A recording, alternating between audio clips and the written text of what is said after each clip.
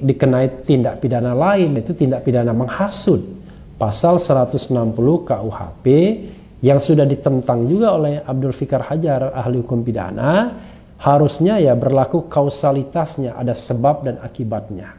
Karena pasal itu berisi soal penghasutan. Dan orang yang terhasut kemudian melakukan tindak pidana.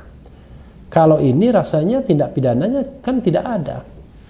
Yang ada adalah sekali lagi pelanggaran administratif, pelanggaran protokol kesehatan yang menurut Prof. Mahfud MD Menko Polhukam tidak bisa dipidana. Jadi pasal 160 yang ancaman hukumannya 6 tahun itu juga rasanya ya dari perspektif saya juga mengada-ada. Jadi proses yang terjadi pada Habib Rizik ini seolah-olah dipaksakan agar yang bersangkutan ditangkap, ditahan.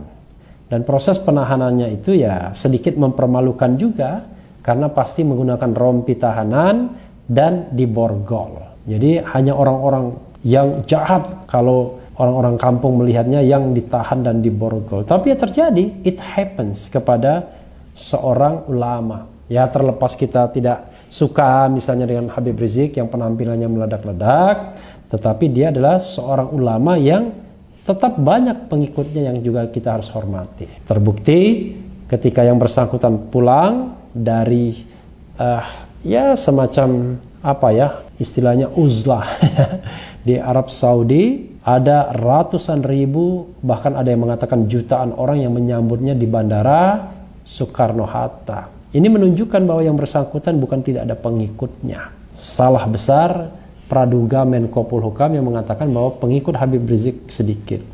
Dan ketika diperlakukan tidak adil, bukan tidak mungkin dia akan muncul terus sebagai tokoh yang akan membesar, terus membesar. Jadi sobat era sekalian, tidak bisa dimungkiri ya, proses hukum terhadap Habib Rizik ini penuh dengan nuansa politiknya, penuh dengan nuansa non-hukum yang harusnya tidak boleh dalam melakukan proses penegakan hukum. Toh kalaupun dianggap sebuah pelanggaran, pelanggaran tersebut bisa direkonsiliasi. Pertama, diperingatkan, tanpa diperingatkan pun ternyata Habib Rizik sudah membatalkan semua kegiatan yang pastinya akan mengumpulkan banyak massa dan potensial melanggar protokol kesehatan. Sudah dibatalkan semua.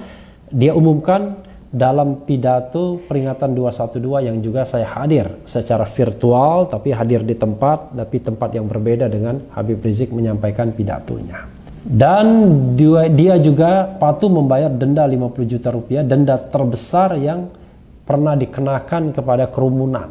Jadi apalagi?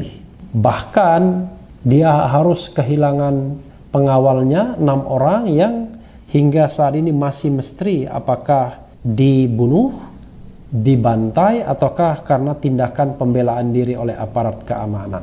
Jadi sobat era sekalian, banyak sekali perlakuan tidak adil terhadap Habib Rizik ini. Dan sayangnya penegak hukum sepertinya sudah menarget bahwa keberhasilan menahan Habib Rizik itu adalah seperti keberhasilan tugas seorang aparat keamanan yang bertugas di Polda Metro Jaya. Kalau itu yang terjadi ya tentu menyedihkan.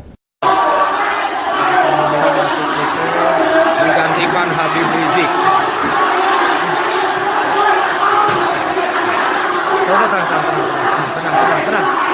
Tenang.